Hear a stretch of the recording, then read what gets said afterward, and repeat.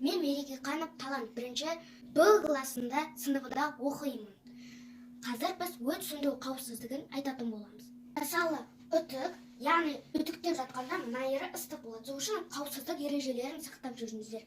Ал ендеше ас бөлмемізге кеттік. Мысалы, бір нәрсе пісіп жатсам, мынандай пешке жоламаңыздар, достар.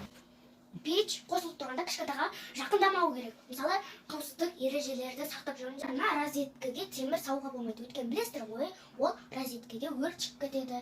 Көрдіңіздер ғой, ережелеріңізді сақтап өзіңіздер абайлаңыздар. Пештің тоғын мына розеткеге тығасың, сосын суырып қауіпсіздік ережелеріңізді сақтап өзіңіздер абайлаңыздар. Мысалы, достар, ұйықтар кезінде телевизорды сөндіріп қойыңыздар. Өйткені ұйықтар кезінде ұйықтап жатасыздар ғой.